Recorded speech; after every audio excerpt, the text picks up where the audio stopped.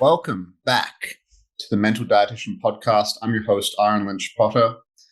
And today we're going to do a deep dive into what is trauma.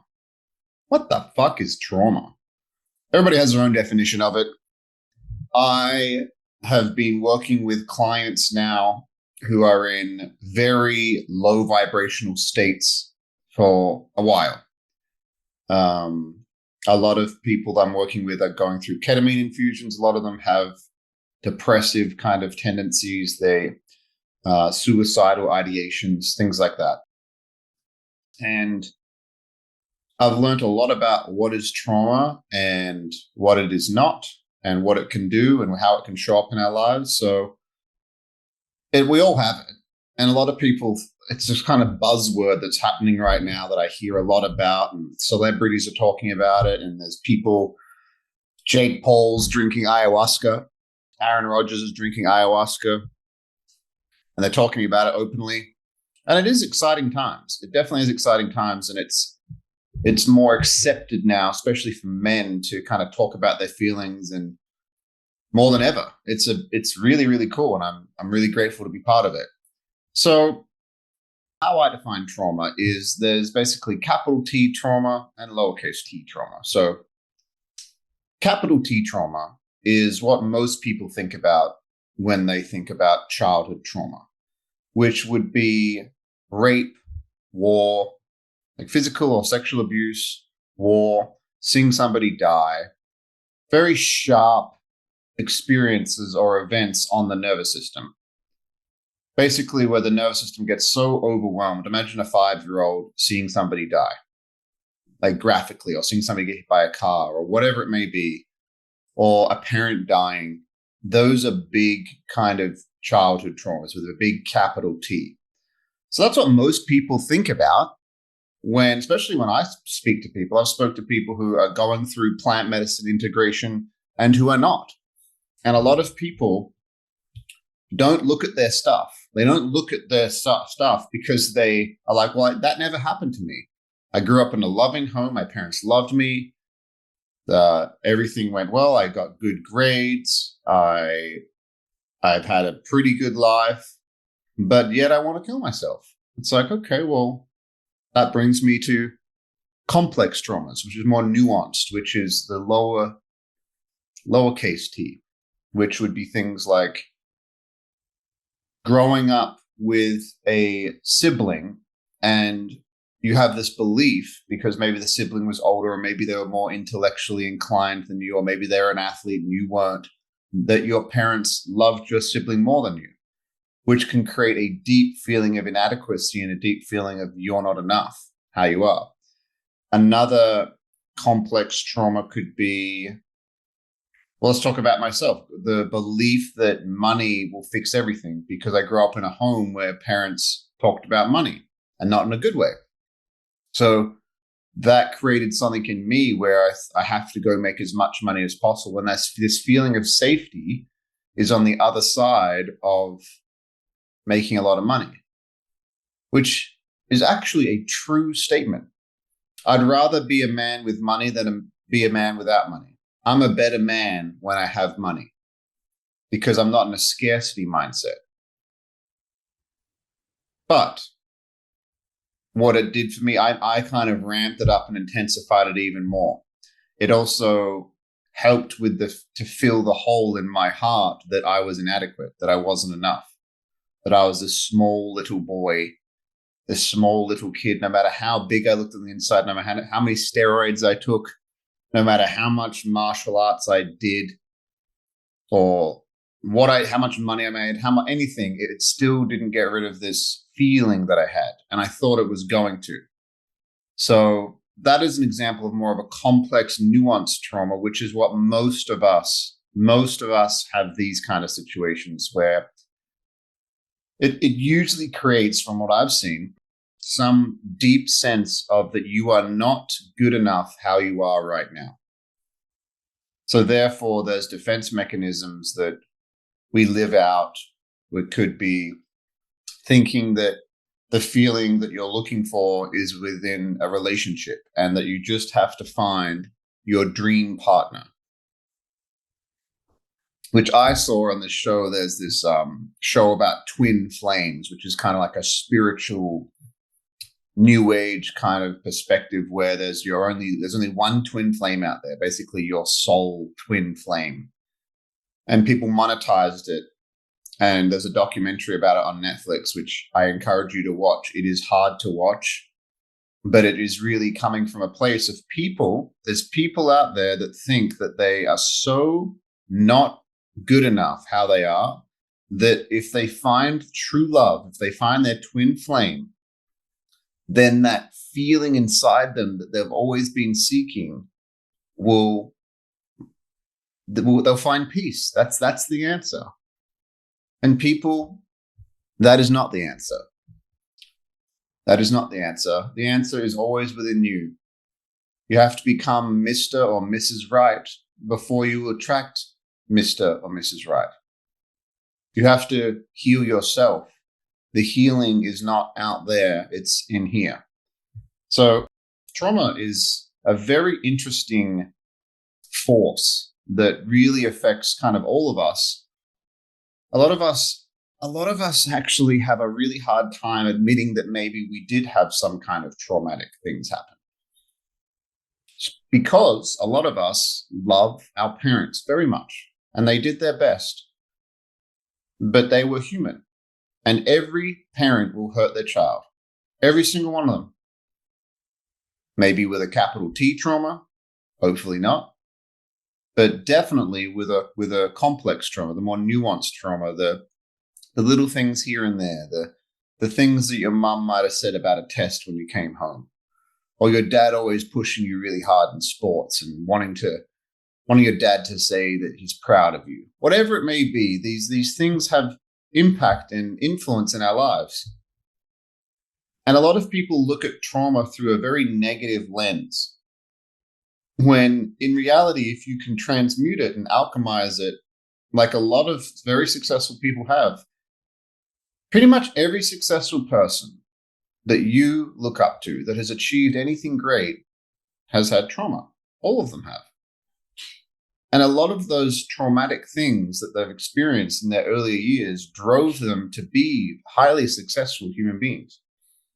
And they alchemize their pain and turn lead into gold. Like a lot of comedians are this way.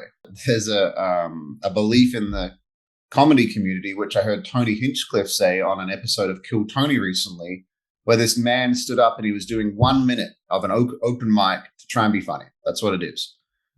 And Tony was like, "Oh, your mom and dad are together, aren't they?" He's like, yes, sir. He's like, "Well, that's why you're not funny." He's like, "Have you heard that before?" He's like, "No." He's like, "There's a saying within the comedy community that if you're both your parents together, you're not funny." And I was like, isn't that interesting? I've found the people that have the funniest jokes have felt depths of emotion and instability and not feeling safe. So therefore they can go to those places and find humor in them. Now, that's all good and well. But sometimes you see people make jokes as a defense mechanism for things that are extremely painful. And you can tell when people are making jokes like that. They're like, "Oh yeah, just like when my dad wasn't around." I had a friend, Ben, who passed away back in 2017. He was one of my best friends. And he went down a path of life where he was a drug dealer. Let's just say he was a drug dealer. He did it for many, many years. And I see now why. I used to make this joke, and we used to laugh about it because, I mean, that's all you could do. But he made this joke. He's like, "Yeah, my dad left once to go get some cigarettes from the store. And he never came back. Must have been a long line." And it's like, holy shit, that's actually really sad. And what I see it caused in him is he kind of didn't have anybody to guide him on how to be a man. And he had a lot of pain, which ended in, unfortunately, an overdose in his 20s. And he had so much potential, and I love him very much. I miss him. And it's sad thinking about it. But that was his soul's journey during this life. That's what he came here to do. And it couldn't have happened any other way because it didn't. That's an example right there of trauma influencing somebody's life to the point where they go down a dark road and sometimes they never come back. And sometimes that's just what they were here to do. Now, trauma affects all of us. It affects me. It affects you. But is it affecting you in ways that are damaging your life and really damaging your life? Or are you grateful for it? There's a man I know who I love very much who had some very hard things happen to him as a child that other men did to him. You can put 2 and 2 together. And now I've heard this man say that he was grateful for the men that did that to him. And I was like, I've never heard anybody say that before. He did a lot of inner work to get to the place where he could literally say he wasn't bypassing, he wasn't gaslighting himself. He was legitimately saying, I am unbelievably grateful for that because I now see how these moments have led me to be independent, have led me to learn the skills that I have. So with my children and my family, I can show up as the man that I am. And it couldn't have happened any other way because it didn't. But he was able to cry and feel and deeply feel how sad and how unfair and all of that. But a lot of us have these emotional tides that are within us, deep emotional tides that influence our lives that may or may not be ours. So let's talk about me because that's all I can really talk about. And I can talk about principles that I see in general with my clients, but I'm never going to talk specifically about any particular client. I will change genders. I will change facts if I do. I will never, ever talk about things specifically because it's just between them and me. Let's talk about me. So I have this story and this analogy that was given to me when I have been in a very psychedelic kind of space. And these spaces show things with analogies and metaphors and stories. And I saw this river, this beautiful river. I actually saw golden ears, but from above, like I'm looking at it from a drone. This river winding down these mountains, going into the lakes, slowly going out of the lakes through another river and then out to the sea. And I zoomed in and the message was that you are given this part of the river. This is your river. This is your life. And I imagined on the bank of the river, there's a little baby me. And as you go along, I have a section of the river. Say it's a 100-meter section of the river. And I saw basically me growing older and me playing around in these river and kind of like blurry images of me crawling around the river and walking around the river as a teenager. And as an old man sitting on the rocks looking at the river. And there's things that are floating down this river. There's trash. There's pollution. There's a blackness in the river. I'm like, where's that coming from? And sometimes I'm throwing stuff in their own river because I'm not thinking about it. I'm not thinking about that, hey, I'm responsible for this part of it. I'm responsible for this part of my life. Now, what do I mean by that? What am I talking about with this river? There's things that your parents have. Generational trauma, alcoholism, abuse, darkness that they have given to you. And your parents might have done a great job at cleaning up their 100-meter section of the river. My mum and dad certainly did. My dad's part of the river was heavily polluted with pain. My dad's part of the river was black. Sick part of the river was given to him. And he did a lot of work to clean up his part of the river. A lot of work. But there was a darkness that still floated down to my section of the river. And now me as a 31-year-old man, it is my responsibility to clean up my section of the river. And if I never have children, it may never flow down to that particular creek. Or if I do have children, it will flow down to them. But you could zoom out and that river is all of humanity. And what are we doing for the next generation? How are we polluting our part of the river? And what will flow to them in 50, 100, 200 years? And going back to trauma, some of the stuff that you feel is not yours. Some of the stuff is your parents. And some of you will think that it's yours your entire life and do so many things to try and like to question it, like, why do I do this? Why is this happening? But it is not yours. But what is confusing is you have to learn what is yours and what is not yours. So your job while you're here, while you're alive, is to look after your section of the river and to not pollute it. To not throw trash in that part of the river, to not eat crappy food, hang out with shitty people that are negative, to look after your body, to exercise, to travel, to understand different people's perspectives.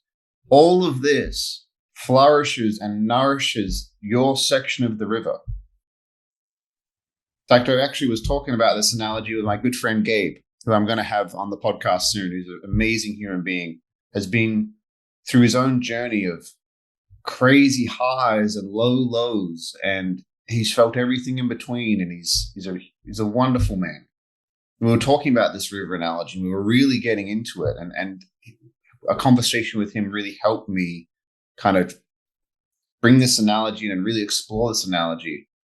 But here's the thing about what I've said so far. I've only talked about the gunk that our parents have given us, the tipped over oil barrel that's kind of leaking into the river that we notice in the water, that we notice in our emotions. But our parents also gave us all the wonderful qualities. For example, my dad was an amazing dreamer. He could dream so well. He was always able to paint a vision. And I have that from him. My mum is a deeply caring human being, as is my dad. Deeply in touch with their emotions, told me they love me every single night. So I may not have grown up with a feeling of safety around money, for example, which I still deal with. I still notice patterns that I do, and I'm still working on stuff.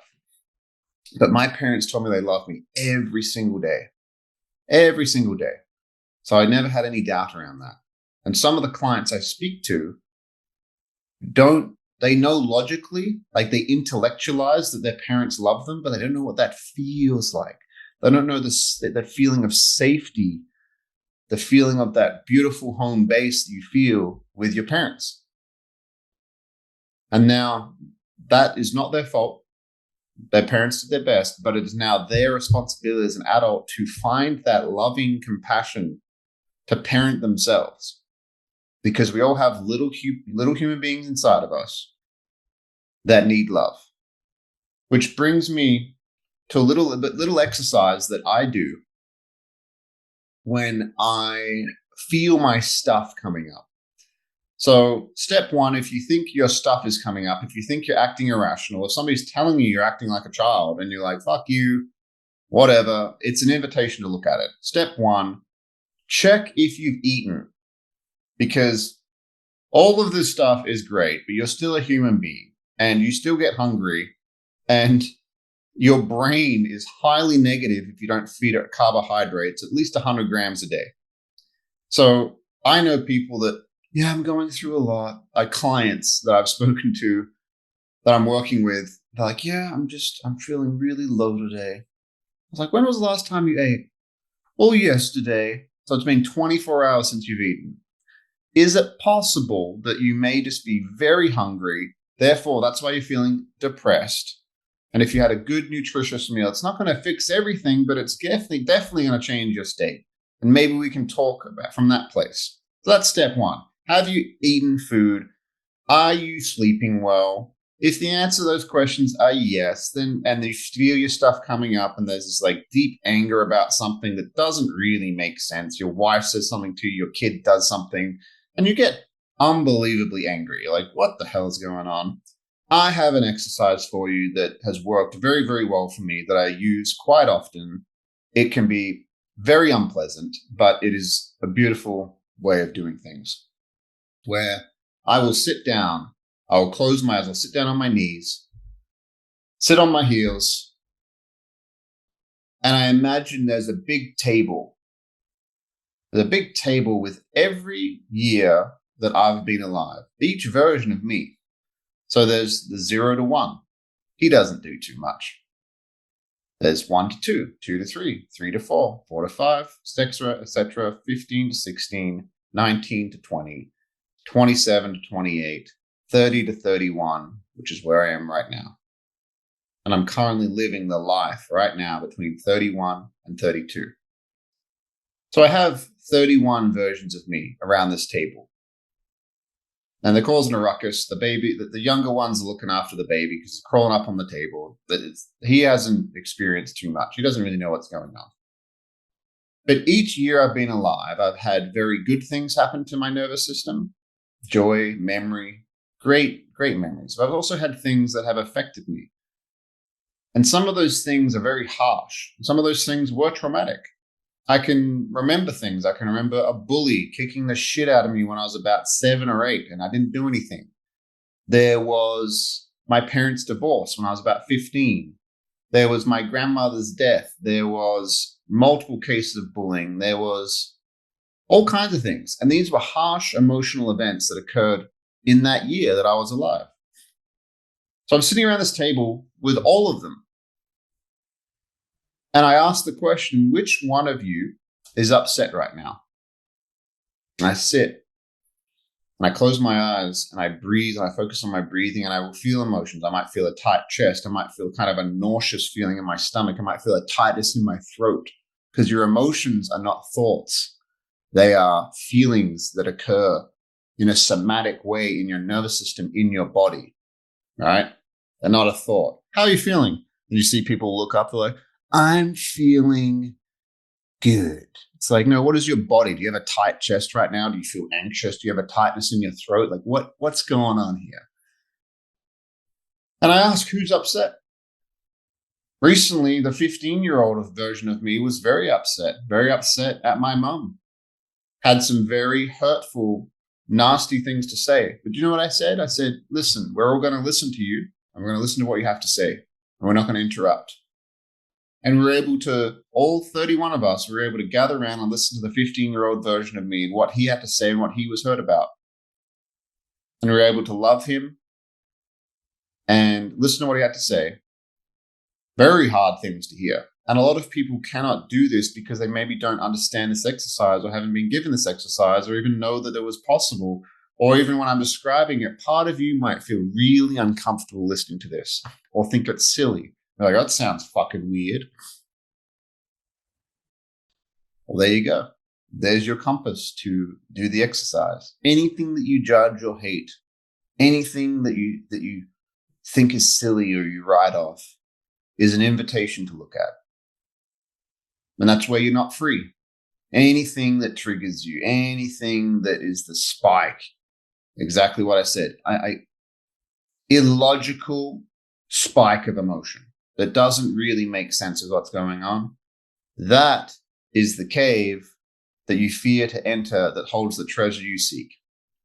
So that's a wonderful exercise that I've used with my clients to do inner work because we all have stuff. We've all got trauma. We've all got things that have happened to us, good and bad. It's just whether or not are you going to find meaning to it so that you can see that it all happened for you. It was all exactly how it was supposed to be. You cannot know the heights of joy until you know the depths of despair. It's like a pendulum. A lot of people live their lives in this little kind of pendulum like this because they've never had real hardship. That's why a lot of the deep thinkers I know have had horrible things happen to them. Really horrible things. Rape, war, abuse, violence. That gives their soul a perspective that you cannot get without that. And if they alchemized it and used it as fuel, and they didn't sit in it and they didn't think, oh, this happened to me. They were like, this happened for me. So if I can feel how horrible life can be, does it not make sense that I can swing the pendulum the other way to feel a depth of gratitude and joy that other people may never experience if they haven't gone through hard things? Hard things will happen. Just whether or not you've cleaned up your part of the river so that when things do happen in your life, things do float downstream, life events happen, that you're ready and you're not building a dam. You're not shutting off from society. You're not shutting off from your loved ones. You're not shutting off from yourself. You're staying open. You're keeping your river open and tackling each thing as it comes, but not storing the things, not creating a dam, not shutting down the flow of life. You're still there feeling it all, because that's what the meaning of life is. You are put here to feel everything you are looking for, whether or not you're looking for the feeling of buying a house, the feeling of having a child, the feeling of being a father, a mother, the feeling of creating your dream business, your dream life. You're looking for a feeling. That's all you've ever been looking for. So if you can explore the deep emotions within you, and you might even be able to find those feelings without spending 10, 20 years doing something, just to realize that all you were ever looking for was the love and acceptance of a parent. All you were ever looking for was your mom or your dad to say, "Oh, good job. Good job, buddy. You're so amazing." I know men that have built $10, $15 million companies, and when you really get down to it, all they ever wanted was their parents to say that they loved them and they were proud of them. And their dad was a businessman and their mum was making a lot of money. So they thought, if I build a big business bigger than them, then they'll love me.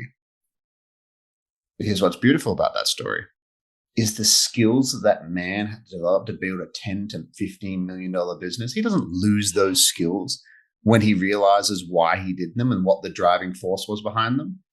He can now do it from a place of peace and realize that, hey, you could build $100 billion, $1 trillion company, but it's not going to get your parents to say that.